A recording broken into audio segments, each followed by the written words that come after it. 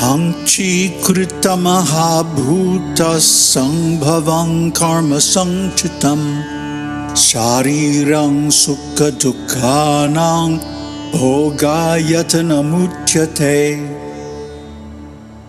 Pañcīkāraṇa, the five elements that have gone through the process of fivefold self-division and mutual combination.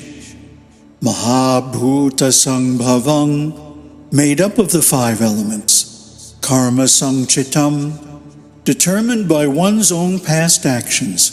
Shariram, the gross body. Sukha dukkhanang, for pleasure and pain. Bhogayatanam, medium of experiencing. Uchyate, is said.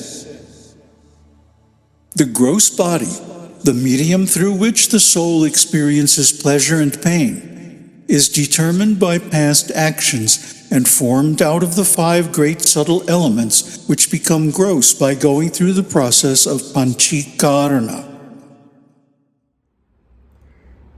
Namaste. So this verse describes the gross body. The next loka will be about the subtle body. And then later on, he'll describe the causal body and the material world and so on. Why? Because he wants to show first what is not Brahman.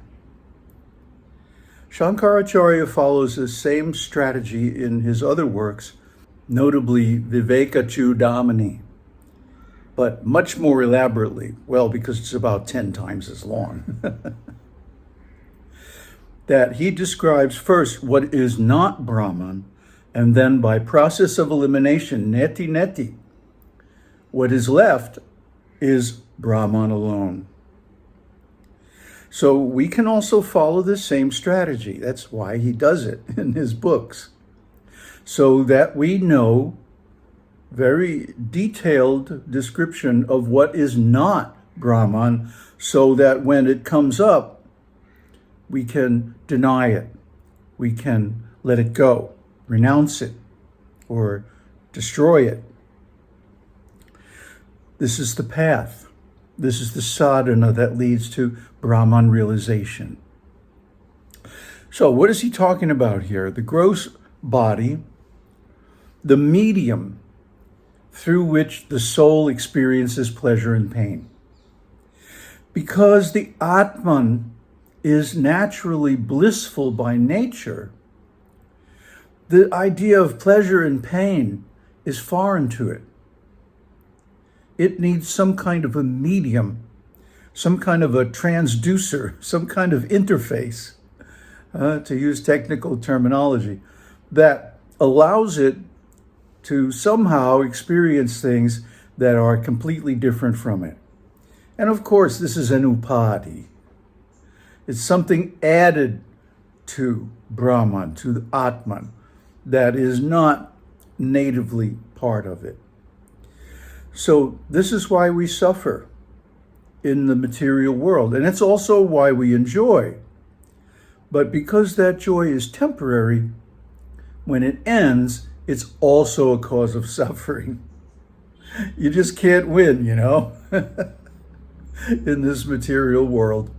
Because even joy is a cause of suffering when it's over. And it's going to be over, because the next thing he says, the body is determined by past action, karma. You may not even know what you did in the past. It might be in some previous life that you don't remember. But for sure, the cause of what happens today is something you did a long time ago.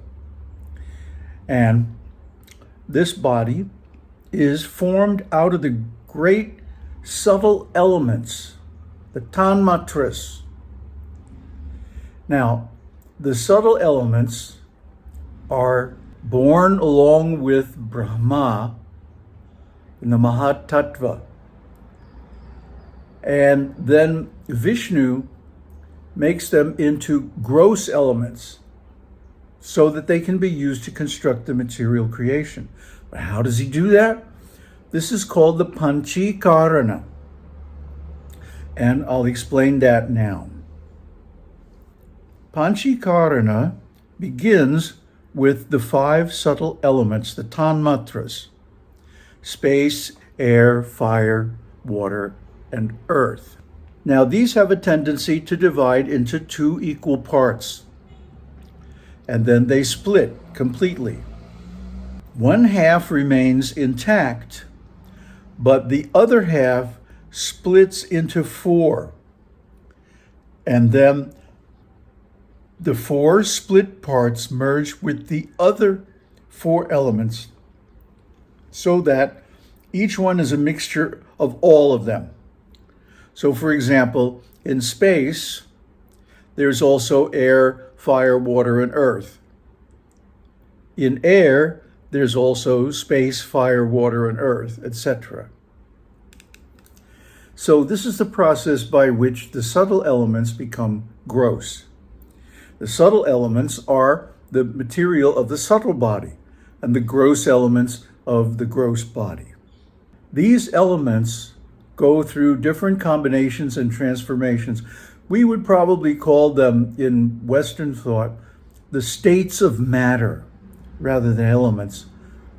Space, which means emptiness, nothingness, and then fire is plasma. Air is gas. Water is liquid, and earth is solid. So we have these states of matter in modern physics. But what they really are the objects of the 5 senses.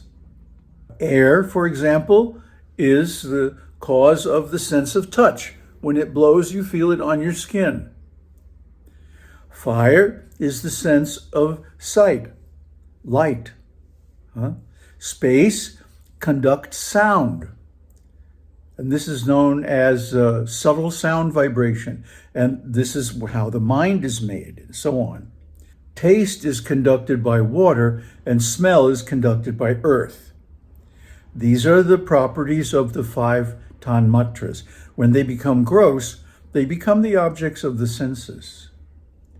But when they're subtle, they remain just as ideas in the mind, out of which we construct models of reality. And we'll get into that more in the next episode. But what's important here is that these 5 elements are the basis of everything in the material world. And guess what? They're all illusory. They don't really exist. Why is that? Well, they have a beginning. They are created in the beginning of creation. And then they go through this pañcīkāraṇa process to become gross. So they change. And then at the end of the creation, they will all be turned into nothing, fire, ashes, and reabsorbed into Brahman. So this is how we know that the material world is Maya. This is how we know it's illusion. Because it changes. Even the very elements of which it is constructed, they also change. They come into existence, they stay for some time, and then they disappear. So what to speak of the objects constructed by these elements?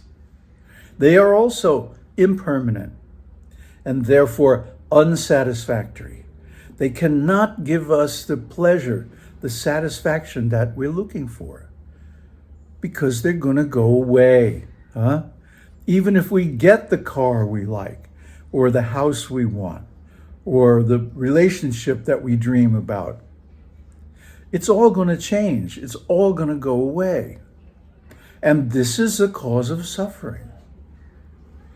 Who wants to see that brand new car get all scratched up and dirty or break down?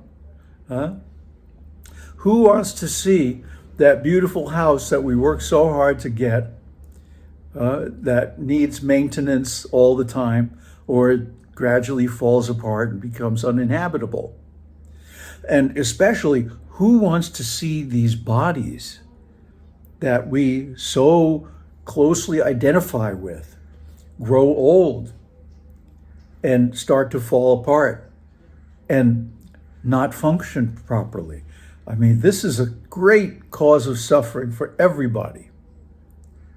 So there has to be another platform, different from the material world, on which real satisfaction, real pleasure, real love, real knowledge, etc., are possible. Because even the knowledge of the material world is always changing and subject to decay. The scientists make a theory, and then next week there's a new discovery, then the theory is trash. Those poor guys. But we have tmabodhah, tmabodhah, Brahma Vidya. These are all equivalent terms for knowledge of Brahman, knowledge of the Atman, the self. And that never changes.